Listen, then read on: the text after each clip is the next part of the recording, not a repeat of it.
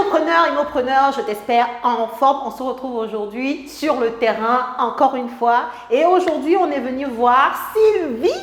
Hello, hello, hello. Bonjour Sylvie, tu vas bien? Bonjour Célie, je vais bien et toi? Ça va, merci. Merci de nous accueillir chez toi. Avec Tu vas nous plaisir. dire tout à l'heure ce que tu as acheté. Mais avant de commencer et te donner la parole, ce que j'aimerais surtout te dire, toi qui nous regardes, si tu es une personne qui a peur d'investir dans l'immobilier, qui a peur de mettre du gros argent dans l'immobilier et de faire des stratégies, d'aller sur de la division, de faire des choses peut-être un peu complexes pour te dire que tu vas avoir de la rentabilité, eh bien regarde cette vidéo. Parce que Sylvie, elle ne s'est pas beaucoup cassé la tête. Et pourtant, on est sur un bien qui est rentable. Et c'est ça qui est intéressant. Donc, regarde cette vidéo jusqu'à la fin. C'est la preuve vivante, son projet, en fait, c'est la preuve vivante qu'on peut faire de l'immobilier sans trop se casser la tête. Mais parce qu'on le fait intelligemment et qu'on a la connaissance, eh bien, on arrive à être rentable.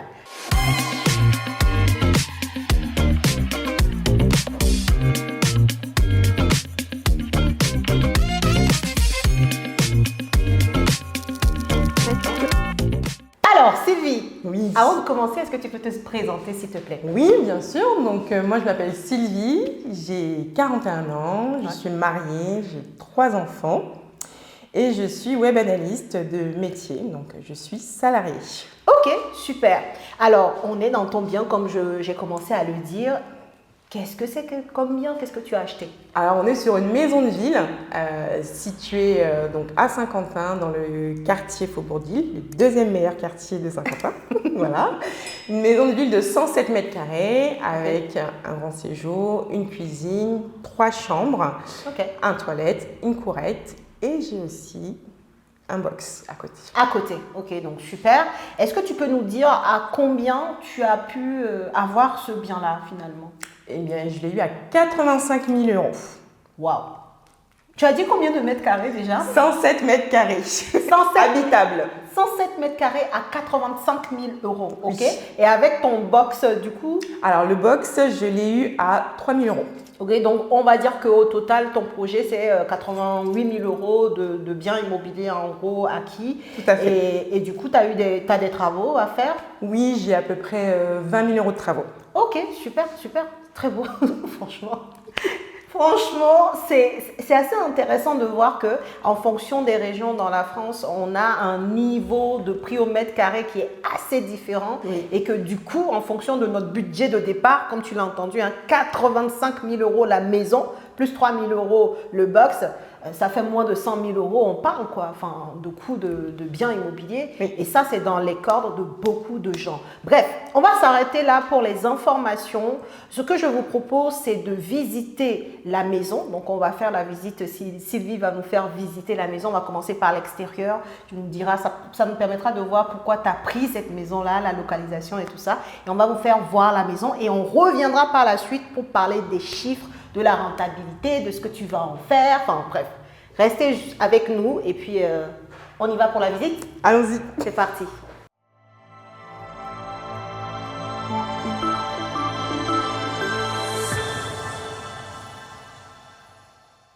On se retrouve à l'extérieur, donc juste à quelques pas de ton bien. Est-ce que tu peux nous dire lequel des bâtiments t'appartient?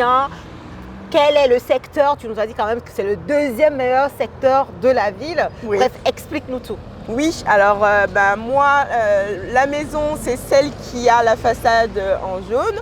On Ok. est sur donc bien le deuxième meilleur quartier de Saint-Quentin. On est sur le quartier de Faubourg-d'Ille. Ok. Et donc, cette maison, elle a un atout particulier, c'est que déjà, elle se trouve à 2 pas du campus universitaire, donc Polytechnique. Donc, il faut juste traverser la rue. Voilà, donc c'est un investissement intéressant. Ouais. Et en plus de ça, dans quelques mois, il y aura la deuxième école d'aéronautique qui va aménager juste à côté de Polytechnique. Ça, c'est super. C'est super parce que ça te donne un peu un indice sur les types de profils qui peuvent être intéressés par ton bien. Tu nous diras d'ailleurs tout à l'heure comment tu comptes l'exploiter, mais j'imagine bien un prof qui tu vois, a été muté. Il y a différents types de profils voilà, qui peuvent être intéressés. Donc, ouais, très bien, bravo pour le choix. Écoute, je te propose d'aller visiter l'intérieur maintenant. Oui. On va vous laisser nous suivre et puis on vous montre ça. On se retrouve à l'intérieur du coup, donc il y a moins de bruit. Première chose que je tiens à signaler, tu vas voir que lorsqu'on va faire le tour, il y a un peu d'éléments de matériel de travaux. C'est normal parce que la maison est en cours de travaux. D'ailleurs, tu l'as signé quand l'acte authentique Le 18 octobre 2025. Très bien. Et après, bon, tu as embrayé sur l'artisan. Enfin, voilà. De toute façon, on reviendra sur ton parcours en détail tout à l'heure. Bah, je te propose de commencer, oui, du coup, et nous dire un peu où on est, qu'est-ce que tu comptes faire comme travaux, et puis on va continuer sur les différentes pièces. Oui. Donc ici, on est sur l'entrée. Dès que vous arrivez déjà, on a un long couloir. Et sur ce long couloir-là, on va enlever le carrelage pour mettre en fait du parquet. Un parquet qui sera la continuité de ce que l'on trouve là côté séjour. Mais avant d'aller dans le séjour, je vous fais un petit tour côté cuisine. Côté cuisine. Donc au niveau de la cuisine, oui, on a une grande cuisine dînatoire. Donc on peut y mettre une table et des chaises. Là, en termes de travaux, on va être sur des travaux assez minimes. Voilà. On va surtout refaire un peu de nettoyage et de rafraîchissement et changer le papier peint pour mettre de la peinture. Voilà. Ici, en termes d'équipement, comme on sera sur du meublé, donc je vais rajouter un lave-vaisselle, on a déjà un four, une table de cuisson, un micro-ondes et je viens d'acquérir un frigo. Et donc, il ne manquera plus que la table et les chaises. Voilà. Super. Très bien. Et ben, on continue, on va aller vers le séjour du coup, donc couloir, cuisine et ensuite dans la continuité, le séjour qui est tout aussi grand et très lumineux pour le coup, c'est assez lumineux. Hein. Oui, donc c'est une pièce qui est très très sympathique, bon, déjà parce qu'elle est grande et qu'elle a quelques petits détails comme cette petite cheminée qui rend ce côté un petit peu authentique, c'est sympa. Ici, ce qu'on a fait, c'est qu'on a mis un parquet, donc un parquet flottant, voilà, et qu'on vient déjà de mettre. Et au niveau du plafond, on va mettre en fait des spots. Et donc on a fait en fait une niche et on va mettre des spots. Il ne manque plus que l'électricien qui passe pour pouvoir finir le travail. On met un petit coup de peinture et puis le tour est joué. Est-ce que ici tu comptes faire par exemple t'éclater sur les couleurs au mur ou tu peins tout en blanc parce que voilà, tu ne veux pas prendre trop de risques par rapport aux différents locataires? Oui, je suis d'accord avec toi. Alors ne pas prendre trop de risques pour les différents locataires, l'objectif c'est vraiment qu'ils puissent le personnaliser à leur goût. Et donc là on va rester sur du blanc et ils pourront y travailler, faire ce qu'ils veulent. Moi j'avais l'idée par exemple de mettre des moulures, mais bon ça c'est mon choix et on va éviter parce que ça se trouve ils n'ont pas aimé. Donc on va rester sur quelque chose d'assez neutre, on va mettre du blanc. Voilà. Ok, super. Et on continue la team sur les autres pièces. Alors ici on est dans la salle de bain. Vous entendez comment ça résonne parce qu'elle est grande cette salle de bain. Là, tu peux t'énerver tout seul. Tu vois, si madame n'est pas contente, elle est là-bas, elle pense que c'est là. Tu peux faire des 100 pas, tu n'as pas besoin de sortir, c'est incroyable. Donc, en termes de travaux, ici, ce sera vraiment que les murs. On va enlever ce papier peint qu'on a déjà commencé un petit peu à enlever. Sur la partie peinture, on va laisser le marron qui est ici. On remettra du blanc juste ici. Le sol, il va rester tel que. On va retravailler un petit peu ce mur-là avec, comme je vous ai dit, le papier peint. Ce qu'on a déjà fait comme travaux, c'est qu'on a mis une nouvelle chaudière. Parce qu'on avait une chaudière qui était posée au sol d'origine.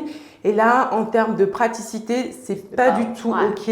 Parce qu'en plus, la porte, elle fermait pas correctement. Donc, là, alors que là, ça y est, hop, c'est monté. On peut fermer, on peut être isolé, comme je disais tout à l'heure. Et donc là, la pièce, elle chauffe très bien.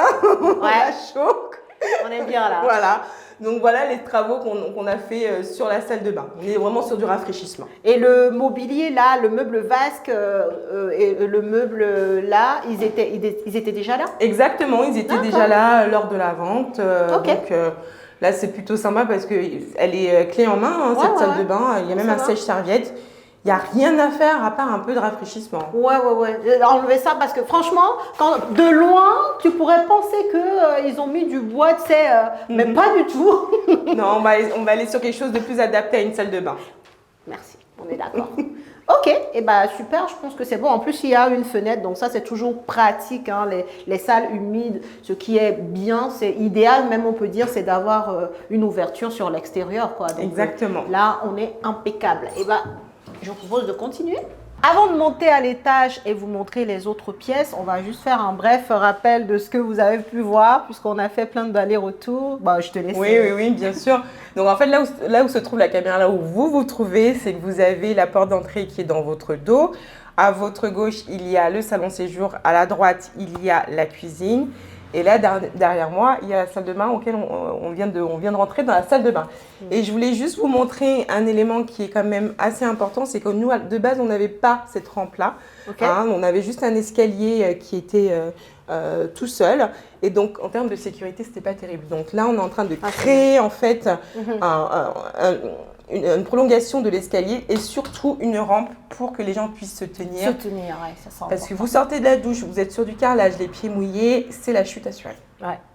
Et ça, non, mais c'est très bien de l'avoir dit. Ça peut donner des idées aux personnes qui nous suivent parce que quand vous faites de la location, si jamais il y a des accidents comme ça vous retombe dessus en tant que bailleur. Il faut le savoir. Hein, les bailleurs, on a des responsabilités vis-à-vis de nos locataires. Donc, tout ce qui est aspect sécurité, ne négligez jamais. Jamais. Donc, très, très bonne idée. Ok, et donc là, cette porte, c'est quoi? Alors là, on est sur une cave qui est, c'est pas une cave sous-sol total, hein, mais c'est une énorme cave avec très grande profondeur. Elle est un petit peu humide, mais il y a énormément de place. Tu comptes, de toute façon, on verra ça plus tard. On laisse ça pour l'aspect chiffres, qu'est-ce que tu vas faire, l'exploitation, et puis tu nous diras tout ça, quoi. Je vous propose d'avancer. Ici, on est dans le couloir qui donne aux toilettes, au WC, là, derrière. Voilà. Et on a une petite courette juste à gauche. Là, on a tous les petits déchets de travaux, hein, voilà, c'est que des travaux.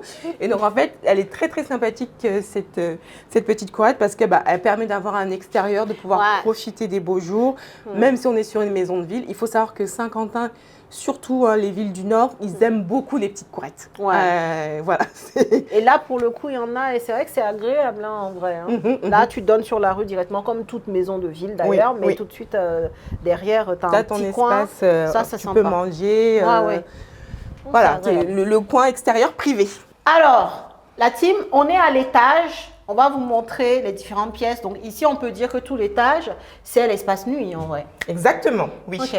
On a 3 chambres, une qui fait 12 mètres carrés, une qui en fait 11 et une qui en fait 9. Ok, et c'est parti, on va voir ça. On commence par… On va commencer par la plus grande. Ok. Donc comme les deux autres, on est sur une chambre qui est parquetée. Donc là, vous ne le voyez pas, mais le parquet, il était ciré. Là, on va le rendre de nouveau ciré quand il sera mis en location. Ok. En termes de travaux ici, donc on a enlevé le papier peint et puis on va mettre de la peinture. Et c'est tout. La peinture blanche, toujours dans l'objectif de pouvoir avoir quelque chose de neutre. C'est une pièce qui est très très grande et très sympa parce qu'on on a 3 fenêtres. On a une encore ici derrière qui donne sur la cour qu'on vient de voir. Et donc on peut imaginer très bien un coin bureau, un coin télé ici, hop, et puis un grand matelas. En fait, comme je dis, faire de la peinture blanche, effectivement, en fonction du type de location qu'on veut faire, ça peut être une très bonne stratégie, dans le sens où là, on laisse le locataire qui arrive s'imaginer ce qu'il pourrait faire pour se sentir un peu plus chez lui, quoi. Voilà, mais c'est vrai que l'atout de cette pièce, elle est assez lumineuse, elle est assez grande, donc les gens peuvent vraiment bien s'y projeter. Ça peut être une chambre parentale, comme on en parlera après, l'exploitation ce sera pour des familles et vaut mieux laisser le plus de neutralité possible. Alors on a une autre, la chambre la plus petite, qui peut aussi faire office de bureau. Celle-ci, en termes de luminosité, donc on n'est pas sur les mêmes gammes que la précédente. On est sur un Velux. Donc là, ici, par contre, on a un peu plus de travail sur le plafond et sur les murs. Le parquet va être ciré. Ok. Et encore, c'est la même histoire hein, que pour l'autre, voilà. Ok. Donc on reste vraiment, c'est quand même ça reste quand même du rafraîchissement. On n'est pas vraiment dans de la rénovation, de la grosse rénovation quoi. Tu te rappelles quand j'ai introduit la vidéo, je t'ai dit quoi? Je t'ai dit si tu veux faire un projet immobilier sans trop prise de tête, suis-nous quoi. Et c'est vrai que c'est ça là, c'est plus du rafraîchissement. On enlève du papier peint, soit on remet un placo en peint ou alors on met de l'enduit. On met de l'enduit, mais ça reste voilà quoi. Voilà. Très simple. On casse pas de mur, on refait pas. C'est ça. On refait pas toute l'électricité. Oui, voilà. On refait pas la pièce, l'agencement différent. Là, on est sur de l'existant, on rafraîchit. Ok, super. Et dernière pièce du coup. Dernière pièce, alors celle-ci aussi c'est une pièce coup de cœur pour moi aussi. Elle est bien. Hein. Du coup en fait elle a une belle cheminée, la personne peut décorer comme elle veut. Donc celle-ci elle a plus de travail parce que du coup il y a au niveau des peintures, il y avait eu un petit dégât des eaux il y a 4-5 ans. Et donc du coup quand on a enlevé la peinture, on a vu que il y a un peu de travail de ce côté-là. Mais vu que tout est réglé, tout est sec, tout est humide, il n'y a aucun problème, même au niveau des diagnostics. Donc on va refaire, on va remettre au propre, on va tout nettoyer, remettre une belle peinture et on va refaire un faux plafond. Voilà. Ok. Bon, ils nous ont laissé l'ancien papier peint. D'ailleurs, c'est pas fini, hein. Sur notre dernier mur, là, on le voit bien. Voilà, ça, c'est les aléas des travaux. Bah après, on aime bien, quoi. On sait qu'une fois que ça s'est fait, voilà, quoi. La suite, c'est que du plus en soi. Et en tant qu'immopreneur, c'est aussi bien de voir ce que c'est que de faire des travaux. Là, on est sur des petits travaux. Hein. Ça change d'autres vidéos qu'on a pu voir avec d'autres projets où là, on était sur des choses de redistribution, de division. Enfin, voilà. Il y a différentes façons de faire de l'immobilier rentable, quoi. Oui. Là, je pense qu'on a tout vu. Sylvie nous a tout montré. Merci d'ailleurs d'avoir pris le temps de faire cet exercice avec nous, avec toute la communauté immopreneur. Merci. Ce que je vous propose maintenant, c'est de redescendre et de parler maintenant des chiffres. Parce que je sais que tout le monde attend de savoir comment tu vas exploiter, cash flow, fiscalité. Donc, on va descendre et on va parler de tout ça. La team, on est de retour pour vous parler de la suite. Je sais que vous l'attendez, cette partie, les chiffres, comment tu vas exploiter, la renta et tout ça. Mais avant tout, moi, j'ai une question quand même. Qu'est-ce qui a fait que tu t'es lancé dans l'immobilier? En vrai, tu t'es dit, vas-y, moi j'aime bien savoir pourquoi les gens se lancent. Qu'est-ce qui t'a poussé à te lancer, toi? La conjoncture. La conjoncture. Moi, je suis salariée. Je ne savais pas de quoi demain est fait parce que du jour au lendemain, les choses peuvent basculer. Tout à fait. On a eu une période Covid, il y a d'autres aléas de la vie de tous les jours. Personnellement, moi, je suis maman. J'ai besoin de sécuriser mes revenus. Et je ne savais pas ce qui peut m'arriver. Donc, pour moi, ça a toujours été l'immobilier qui était le meilleur investissement. Juste pour information, ma propre maman, qui est une femme seule, a déjà 3 biens à elle toute seule. Mais c'est bien de le dire, c'est-à-dire que en fait tu as quand même eu aussi l'exemple de devant toi en fait. Donc, quand le moment est venu de te dire ah tiens il y a la conjoncture, il faut que je multiplie mes sources de revenus, tu t'es pas trop posé la question. Non, parce que tu as quelqu'un vraiment de très proche qui a déjà montré la voie quoi. Oui, elle a un bien ici et 2 biens au pays. Ok, super.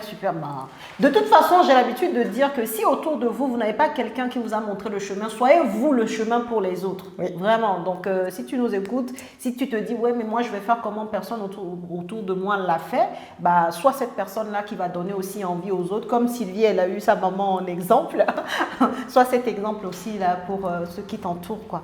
Ok, donc, est-ce que tu peux nous rappeler le prix auquel tu as acquis cette maison? Cette maison, je l'ai acquise à 85 000 €, donc c'est le prix affiché. D'accord. Pas de négociation parce que tout était OK pour ce prix-là. Ok, donc ça veut dire, en fait quand elle dit tout était ok pour ce prix-là, pour vous préciser, ça veut dire qu'elle a fait son job. Elle a fait l'étude du secteur, elle sait le prix au mètre carré du secteur, elle sait que le bien est plutôt, voilà, même en dessous du prix au mètre carré du secteur, donc c'est déjà très bien. On vous a montré l'extérieur, il y a des points d'intérêt qui sont assez bien dans cette zone-là. Bref, c'est tout ça qui lui fait dire que, voilà, les chiffres sont bons. Et donc, bon, il n'y a pas eu de négociations, mais c'est pas grave. Ok, donc 85 000 euros et le box qui complète le bien. Oui, j'ai eu un box qui était en plus. Hein. Et donc le box était affiché à 5 000 euros. D'accord. Et le vendeur, comme je lui ai pris la maison au prix, il m'a fait un prix à 3 000 euros. 3 000 donc, je suis euros. sur une acquisition de 88 000 euros. Ok, et alors, ton box, parce que là on a visité l'extérieur, le box n'est pas accolé à la maison, mais c'est quoi? C'est à quelle distance à peu près? Il y a à peu près 100 mètres. Même pas. Et c'est quoi? C'est un box voiture ou c'est pour des rangements C'est un vrai box voiture. Vous pouvez y mettre des rangements, peu importe. Mais c'est un box indépendant avec une voiture. Est-ce que du coup maintenant on peut parler un peu, on va rentrer dans les chiffres, le montant des travaux parce qu'on a fait le tour, on sait que les travaux sont en cours, montant des travaux et après on va basculer sur la partie financement. Oui, oui, oui. Sur le montant des travaux, on est sur 21 000 euros de travaux. Donc tout compris, avec aussi toute une partie équipement global. Donc on est vraiment sur une enveloppe totale pour une mise à disposition pour la location à 21 000 euros. Ok. Tout compris. Et ce chiffre, enfin, ce montant de travaux a été financé dans le projet? Exactement. Par la banque? Entièrement. Ok, ça me fait faire le pont vers le financement. Tu as été financé comment sur ce bien? Donc ça veut dire, tu as eu quel taux, quelle durée de financement? Et après on parlera de apport par rapport. Mais déjà, quel taux, quelle durée? Alors moi j'ai eu un taux à 3,60 sur 25 ans. Alors le projet en termes de taux semble peut-être un petit peu élevé, mais on est sur un projet acte en main. Est-ce que Sylvie, tu peux nous dire sur quelle durée la banque t'a financé, quel taux tu as eu? Et puis bon, on va aller petit à petit, je te poserai des questions sur le financement. Oui, donc j'ai eu un taux à 3,60 sur 25 ans avec un différé de 3 ans. Partiel, différé partiel. Un différé partiel. Donc, actuellement, tu es en train de payer des intérêts intercalaires. Exactement. Et ce, pendant 3 ans. Ce, pendant 3 ans. Alors, en fait, le différé partiel s'arrête dès le moment où l'enveloppe travaux a été consommée. Ok. Est-ce que toi, tu comptes garder, on va dire, une somme quelconque sur l'enveloppe travaux pour aller sur les 3 ans de différé? Ou tu penses que, voilà, quoi, une fois que tes locataires seront en place, voilà, tu auras envie de vite arriver sur le remboursement de ta dette? Alors moi, je vais utiliser la totalité de l'enveloppe travaux parce que je souhaite tout de suite commencer à amortir. On est sur un bien où il y a beaucoup de potentiel, donc je veux commencer tout de suite à travailler dessus sans attendre trop longtemps pour commencer à rembourser. Ok, super. Maintenant qu'on a abordé la durée d'emprunt, le taux, le différé, est-ce que tu peux nous dire si tu as mis de l'apport dans ce projet? Alors oui, moi j'ai mis 5 200 euros. Et il y a quoi dans les 5 200 du coup? Alors il y a les frais de courtage, les frais de dossier et de caution. Donc ça veut dire que, on va dire de façon classique, la banque ne t'a pas demandé vraiment de mettre de l'argent sur la table. C'est vrai. Comment tu as pu, en gros, faire pour ne pas avoir mis plus, quoi? Ah ben, j'ai fait un acte en main. Ok. Ça, c'est une bonne élève. Ça, c'est ce qu'on aime. Là, tu as utilisé une astuce très connue des immopreneurs. Alors, je vais te l'expliquer rapidement. Un acte en main, c'est quoi? C'est mettre les frais de notaire à charge du vendeur. Donc, tu vas voir le notaire, tu lui dis que tu vas faire un acte en main. Normalement, tu le mets même dans l'offre d'achat que tu fais au vendeur. Comme ça, il est au courant et le notaire le reprend. En gros, si ton bien, tu l'acquiers à 100 000 euros et que les frais de notaire, c'est 8 000 euros, le notaire, au lieu de marquer prix de vente 100 000 euros dans le compromis de vente, il marque 108 000 euros. Parce qu'à la fin, c'est le vendeur qui va régler les frais de notaire. Et pour la banque, du coup, c'est genre comme si les frais de notaire n'existaient pas, effectivement, tu nous comprends. Et donc, du coup, parfois, les banques financent la totalité. Ce qui s'est passé pour Sylvie, quoi. Donc, bravo. Merci à la formation. C'est comme ça que j'ai appris l'acte en main. Non, mais c'est super. Je suis très contente de voir quand des apprenantes comme toi mettent en pratique ce que je dis et ont les résultats dont je parle, quoi. Voilà, donc ce n'est pas réservé à une certaine catégorie de personnes. C'est réservé à des personnes qui apprennent, qui assimilent et qui appliquent. Exactement. L'autre point qu'on va aborder maintenant, c'est quelle est ta mensualité de crédit, du coup, quand tu auras fini la période de différé, évidemment. Et du coup, ça nous permettra de parler ensuite de comment tu vas exploiter le bien. Oui, donc ma mensualité de crédit, elle est à 695 euros. Ok, très bien. Assurance incluse, du coup. Tout inclus. Ok, 695 euros. Et en termes maintenant d'exploitation du bien, parce qu'on a vu que c'est une maison, tu as 3 chambres, tu as un box, tu es à côté de Polytechnique, et puis il y a d'autres choses qui vont arriver dans le coin. Comment, en étudiant ton secteur, tu t'es dit, voilà, je vais partir sur tel type d'exploitation de mon bien, tu pars sur quoi et pourquoi? Alors, tu l'as dit, hein, Céline, en face, on a une école polytechnique. Donc, logiquement, on voudrait tous s'orienter sur de la colocation. Mais il se trouve qu'en étudiant le secteur de Saint-Quentin, donc, je me suis rendu compte qu'il y a pas mal de petites surfaces, beaucoup d'appartements et de studios. Et que pour le coup, les étudiants préfèrent justement avoir leur espace privé et pas de la colocation. Donc, forcément, ici, ça ne marche pas, la colocation. Donc, je vais m'orienter sur de la location classique, voilà, pour une famille. Et en termes d'exploitation, par contre, j'irai sur de la location meublée, non professionnelle. Ok, super, super. Tu seras loueur meublé non professionnel. Exactement. En tout cas, tu vas faire de la location meublée. Et donc, les gens peuvent se dire, mais attends, une maison, tu fais de la location meublée pour une famille, tu as tout meublé. C'est quoi ta stratégie du coup? Alors, ma stratégie, c'est d'avoir un bien qui est clé en main, qui fournit l'essentiel de ce que demande l'État en termes de meubles et d'avoir quand même un loyer quand même assez conséquent parce qu'on a une grande maison plus un box. En termes de meubles, ce que demande l'État, c'est d'avoir tout ce qui est couchage, donc les lits, couettes, oreillers, draps et ainsi de suite. D'avoir dans le coin cuisine un frigo, une plaque de cuisson, un four ou un micro-ondes et d'avoir une table et des chaises. C'est ça. L'État ne parle pas de canapé, ne parle pas de meubles bas, c'est vrai. C'est que les gens, quand tu n'as pas l'information, tu as l'impression que quand on parle de faire de la location meublée, il faut que tu fasses comme si tu faisais de la location courte durée, alors que pas du tout. Pas du tout. Donc, quand tu connais, encore une fois, tu vas pouvoir adapter ce que tu proposes pour coller à ce que l'État demande, ne pas en faire plus et justement laisser le choix au locataire, puisque là, on est sur une maison, de pouvoir quand même mettre un peu de sa patte dans l'histoire, quoi. Oui. En termes d'exploitation, donc moi, je serai en termes de fiscalité sur donc LMNP au réel. Au réel, ok. Et alors, dis-nous, c'est quoi le loyer? Le loyer prévisionnel. Le loyer prévisionnel, on est sur 1100 euros TTC.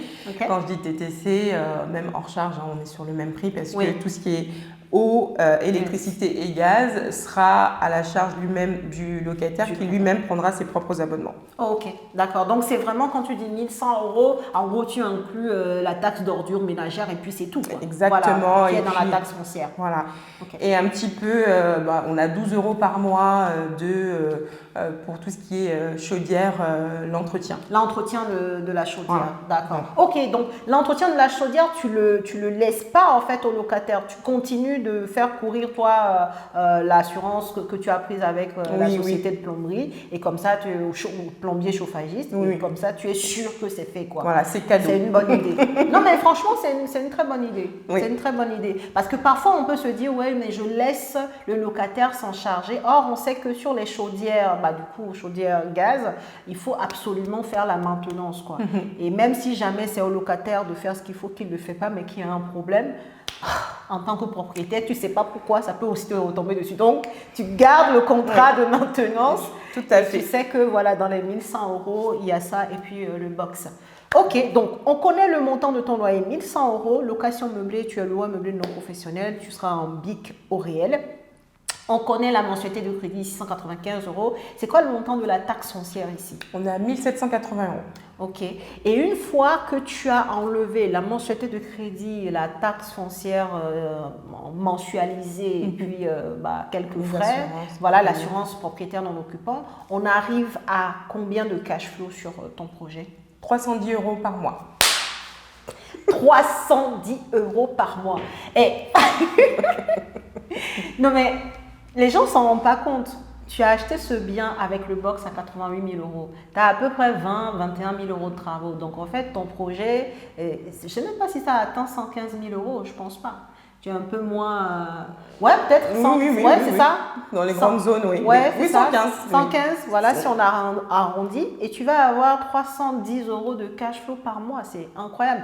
Et surtout que, comme je disais à l'introduction, tu n'es pas en train de recasser la maison. Tu n'es pas en train de faire de la division. Tu n'es pas en train de faire une optimisation poussée. Oui. L'optimisation que toi, tu as faite ici, c'est déjà d'avoir perçu l'opportunité d'acheter le box. Donc, tu as pu négocier le prix. Donc, ça, c'est cool. Tu mets le box dans une maison de ville. Quelqu'un qui a un box pour garer sa voiture à 100 mètres de la maison. Donc, c'est génial. Ça augmente la valeur perçue de ton bien. Oui. Et toi, tu as misé sur juste la location meublée pour aller chercher quelque chose de plus élevé en termes de prix, en termes de loyer, quoi, tout simplement. Oui, moi, le maître mot pour moi, pour cet investissement qui est mon premier investissement, c'est la simplicité. La simplicité sur pas mal de choses. Donc, en termes de travaux, Célie vient de vous le dire, pas quelque chose de compliqué. On est sur du rafraîchissement. On est sur un bien qui est clé en main avec le box. Tout est compris dedans. Même en termes de loyer, c'est 1 100 euros. Et c'est tout. Mais c'est tout, c'est carré, il n'y a rien qui dépasse. Voilà. Simple, efficace et pourtant ça marche. Et pourquoi ça marche? Ça marche pour plusieurs choses par rapport à ton étude de marché. Tu as vu que le bien était très très bien positionné en termes de prix. Tu as vu que tu pouvais faire de la location meublée. Voilà, c'est tout ça qui fait que finalement on peut aller juste sur une maison, mettre une famille et puis avoir un investissement qui soit rentable, qui te ramène 310 euros par mois de revenus en plus dans tes poches, quoi. Puisque en plus tu es en nom propre sur ton projet. Exactement. Donc du coup dans tes poches réellement. Non mais c'est super. Alors moi la question que je voudrais te poser, et sincèrement, qu'est-ce qui dans le programme Immopreneur, tu penses, t'a permis d'arriver à ce résultat-là? Alors déjà, avant tout, sur la partie training, e-learning, donc je vais revenir après. Moi, c'est la partie communauté. Il y a une grosse communauté Immopreneur derrière. Et franchement, quand vous arrivez dans l'immobilier, c'est la première fois. Vous ne savez pas. Moi, quand j'entendais immeubles, parce que moi, j'ai découvert Célie via Instagram, j'entendais immeubles, j'avais peur. J'ai dit, bon, je me lance quand même. Et d'avoir toute cette communauté-là derrière qui vous soutient, vous posez une question, n'importe laquelle, vous avez une réponse, vous êtes rassuré. Des gens qui sont passés par là, vous disent ça c'est un red flag, ça non.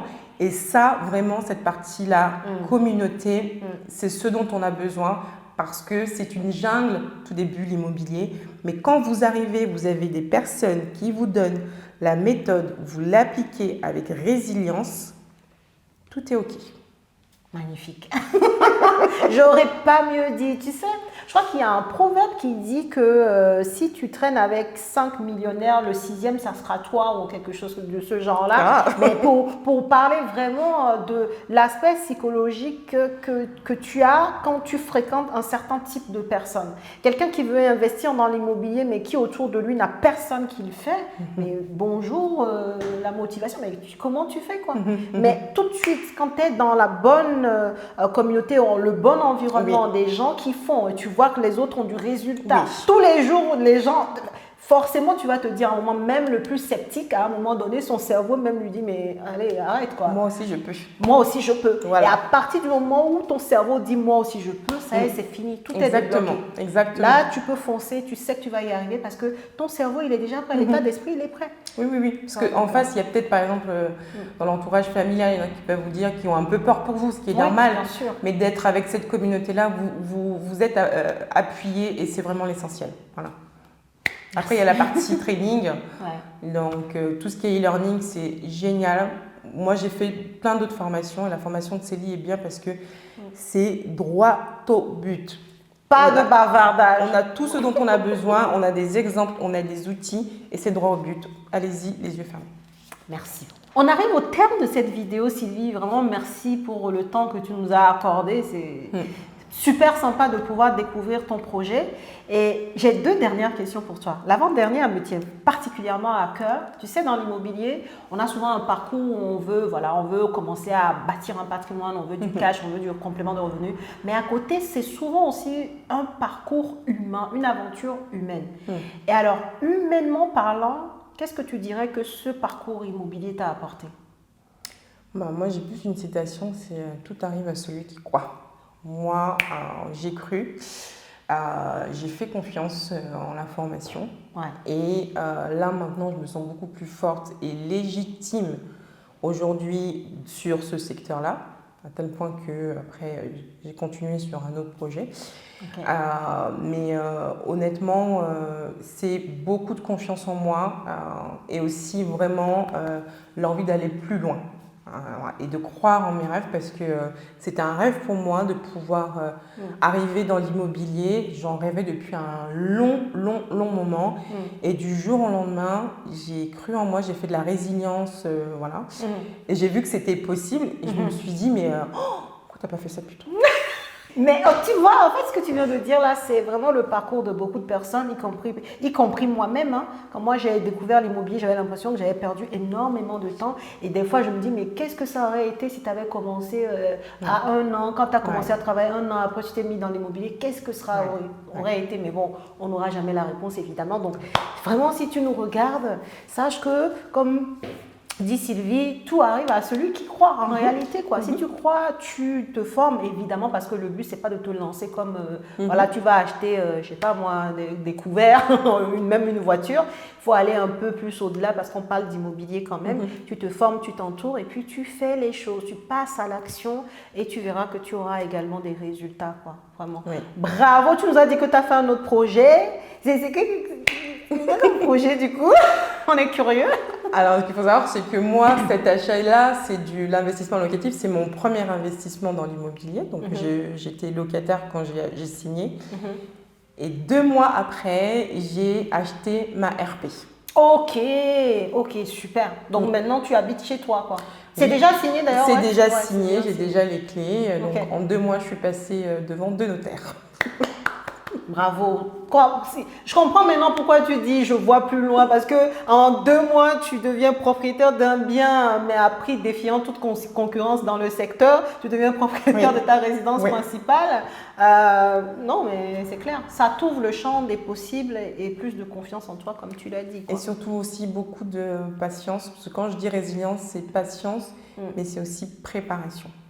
Ces 2 projets-là, on a mis avec mon mari 1 an. À les préparer. Financièrement parlant, tout et tout. Ok, très bien. Eh bien, dernière question du coup, qu'est-ce que tu dirais à une personne qui voudrait se lancer mais qui a peut-être des réticences, des peurs? Moi, je vais lui dire que moi, j'ai rien de plus que toi. J'ai rien de plus que toi. J'ai de la motivation, je pense que tu en as aussi à revendre. La seule chose que tu dois faire, c'est faire tomber tes peurs parce que franchement, c'est possible pour tout le monde, mais ça demande de la préparation. Et encore ce mot que moi j'affectionne particulièrement, c'est la résilience. Voilà, donc investis en toi, donc investis dans une formation qui va t'apprendre tout ce dont tu as besoin. Ce n'est pas uniquement une communauté, mais c'est aussi la sûreté que tu es sur le bon chemin et que tout ce que tu fais, c'est OK et tu verras les résultats. Bon, écoutez, on va conclure là-dessus parce que tu as tout très bien dit. Merci beaucoup encore, Sylvie. Merci. Si toi aussi, tu veux investir dans l'immobilier aujourd'hui et tu te poses des questions, tu as une seule chose à faire. Dans la description de cette vidéo, tu vas trouver un lien, tu cliques dessus et tu prends rendez-vous avec moi ou un membre de mon équipe pour échanger sur ton projet. D'ailleurs, la première fois, tu avais échangé avec moi ou alors c'était avec qui tu as échangé? La toute première fois. C'était avec Aude. C'était avec Aude, voilà. Ça sera peut-être avec Aude, ça sera peut-être avec Marjorie ou ça sera peut-être avec moi ou avec Steve. En tout cas, j'ai une bonne communauté, une bonne équipe derrière moi. Notre objectif, c'est de faire en sorte que ton projet puisse voir le jour dans les meilleures conditions et surtout que ce soit un projet rentable. Donc, tu cliques sur le lien, tu prends rendez-vous et on va peut-être démarrer ton aventure immobilière ensemble. Si tu as apprécié cette vidéo, je t'invite à la partager évidemment, like. Si tu as des questions, n'hésite pas à les poser en commentaire. Voilà, moi je vous attends. Il faut que je vois plein de likes pour Sylvie. Franchement, elle a géré, elle a d'être ça. Donc rendez-vous en commentaire et moi je vous dis à la prochaine vidéo. Bye!